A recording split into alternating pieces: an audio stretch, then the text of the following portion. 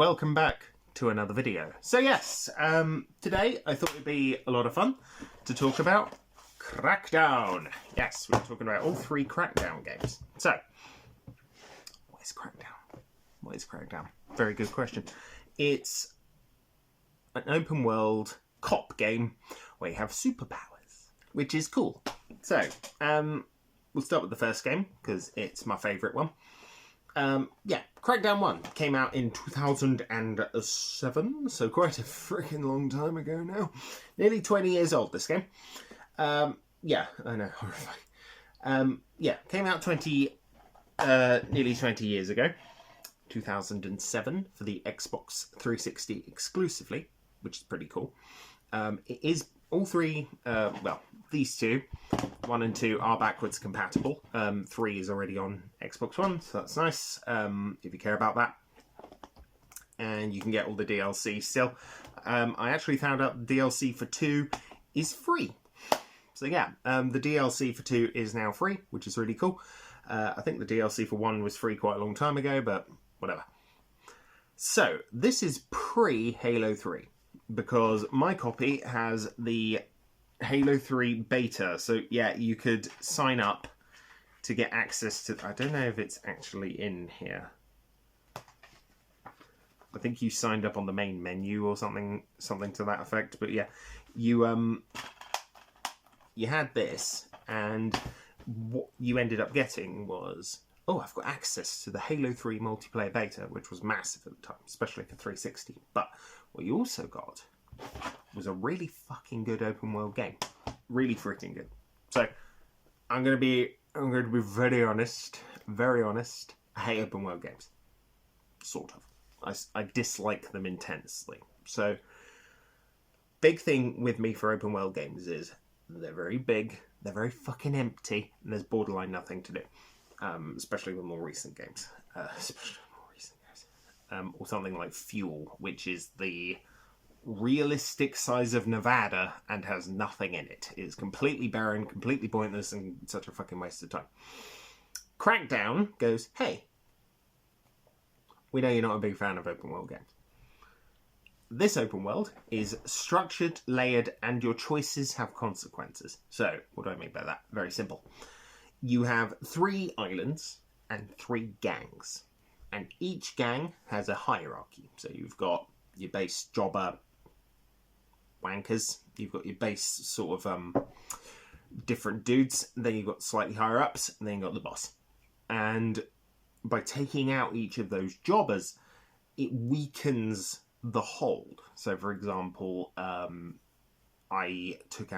been playing this recently, I took out a couple of people, and one of them was responsible for the reinforcements that arrive at all of the different places. So reinforcements don't show up.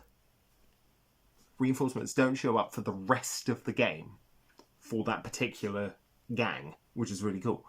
Here's the kicker. You can take on anyone at any given time. Anybody. You can go straight for the final boss, who is this...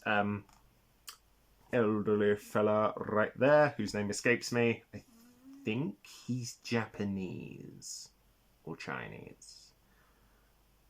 And I only say that because they have a very specific name in game, and I, for the life of me, cannot remember what it is.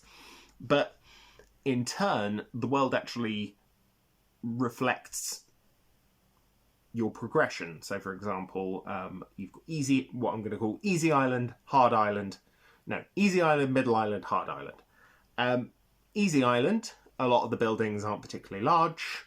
Once you level up your agility, which allows you to jump crazy high, you can jump over those buildings. Hard island has skyscrapers for days, and getting up to sort of the final boss guy, a little bit harder. Doable, apparently. Never done it. Haven't been able to. But, doable. But yeah. It's that crucial little detail, the relationship between the player, the antagonist, and the environment, that most open world games I play don't have.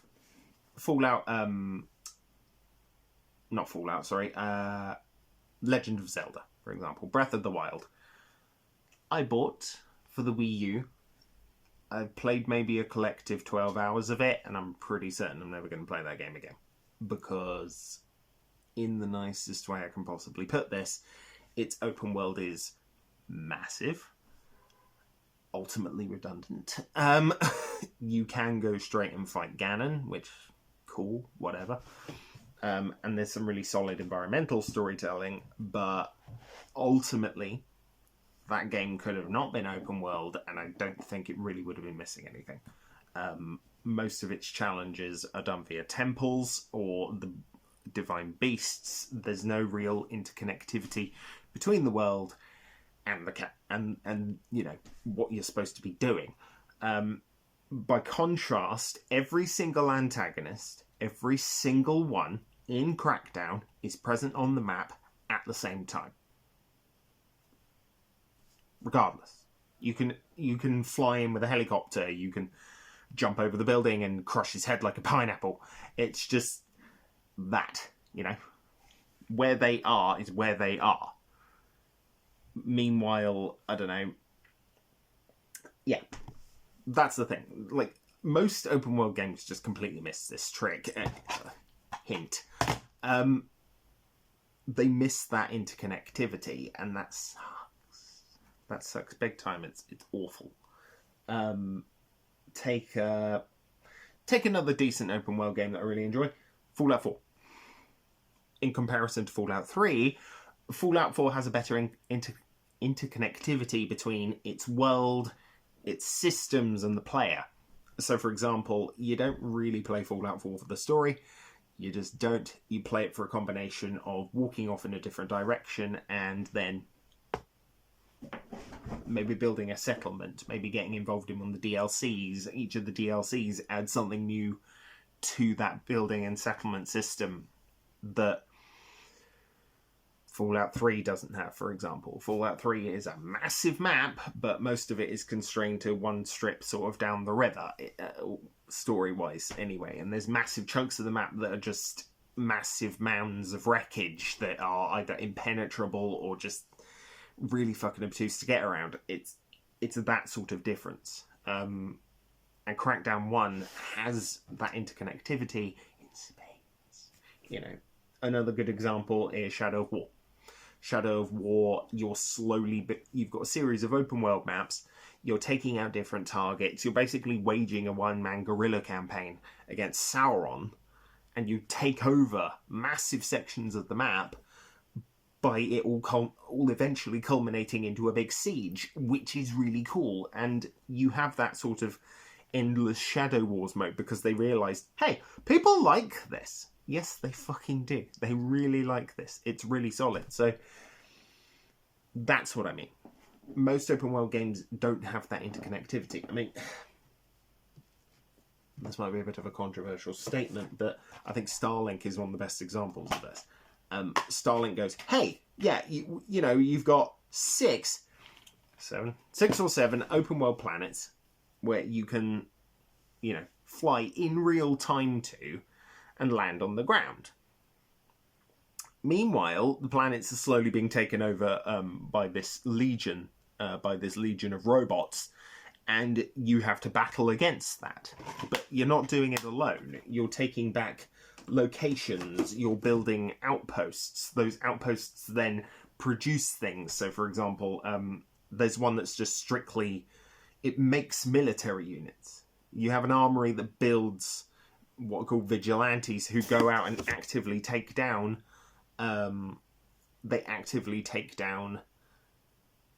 outposts of the enemy, which is really cool. You miss out on the rewards of that, but you do get help sometimes. You can come across these things fighting the enemy units, and it's just really, really cool. So when I hear that Crackdown 2 sort of dials that back, where now you've got zombies, 4-player co-op, effectively faceless agents, because they give you a fucking helmet now, where you don't have them in this or 3. Yeah. 2 is not as good. 2 is not as good. So, bearing in mind, I bought Crackdown 1 in 2007. I did buy it. I bought it secondhand in 2007. I played it in 2007. It's fucking awesome. I bought Crackdown 2 3 years later, in 2010. In fact, I was in a bit of a toss-up between...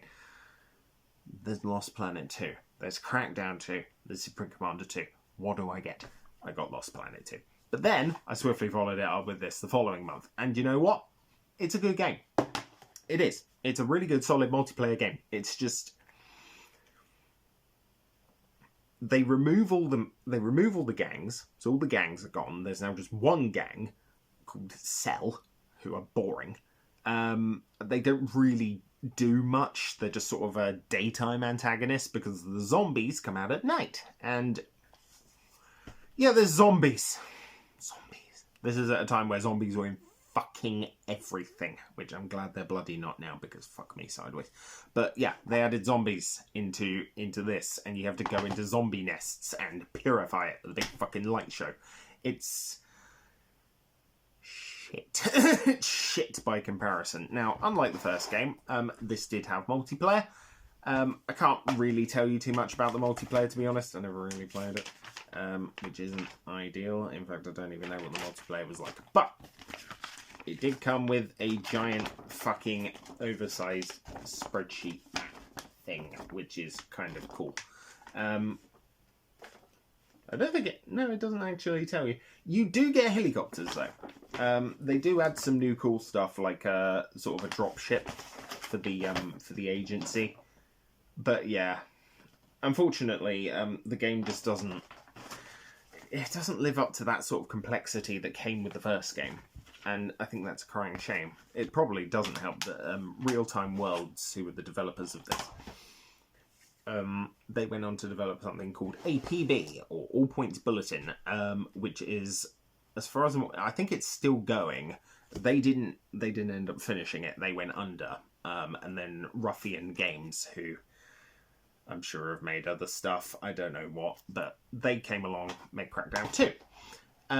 So it's like, oh, okay, Crackdown sort of dead. Not quite. Then we get, nearly 9 years later, Crackdown 3.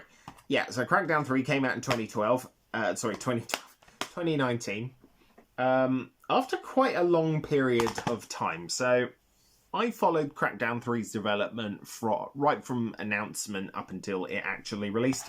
I did buy it new. I've never played it. Or I'd never played it up until recently. Strictly because I fucking hate Xbox One. I do. I hate the Xbox ecosystem, as they call it. I just really genuinely cannot get on board with it. Absolutely fucking hate it. So I sort of bought Crackdown 3. It was on my shelf for quite a long time, and then I got rid of the Xbox One because it was like pulling teeth. It was actually like pulling teeth. So I recently bought an Xbox One again last year. Or was it this year? One of the two. Don't care. Last year, after a 4-year absence from my collection, I bought a bunch of games for it that I'm never going to...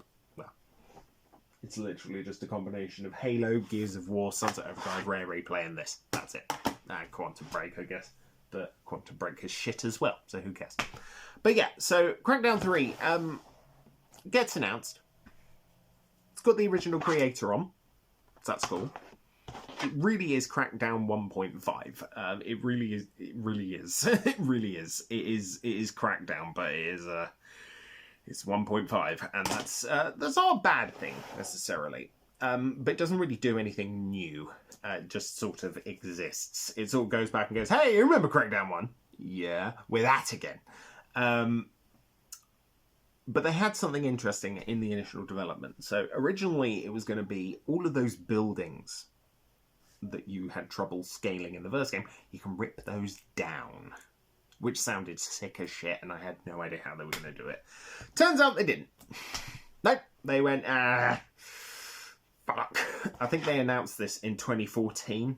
So a 5-year development period where they stripped that down and they shoved that, they call it Wrecking Crew now. It's the multiplayer mode for this. So you have a 10-player multiplayer mode, Battle Arena, where you break the battle arena. That's essentially the extent of it. Not particularly interesting.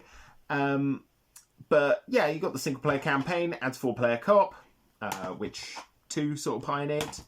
First one only had 2-player co-op, which not a bad thing. But yeah, 2 was it. 2 was the one that gave you 4-player. And I did play this with people at the time, and it was fucking cool. It was fucking cool, and it's really what made Crackdown 2 that enjoyable. Thing is, I don't play online anymore, just because I haven't got any friends who play online, especially not the sheer volume of consoles I have. There's also the fact that I don't want to pay 40, 50, 80 fucking quid a year on online play, and I fucking hate Game Pass. Luckily, most people are now tuning round to hating Game Pass, so good for me. But yeah. I don't think we're going to get another one. I don't think Crackdown is a series that's really got legs in that respect, which is a pity, because 1 is so good. 1 is so good. If I could go back in time and just relive Crackdown 1 all over again, I'm going to do it tonight, because I've got my Xbox One plugged in to play this with all of its delicious DLC. So that's my game plan tonight. Anyway, that's it. We're done for another week. Not sure what we're going to cover next week either, but I'll probably record something this weekend. Anyways, guys, have a good time. See you next time, and stay frosty.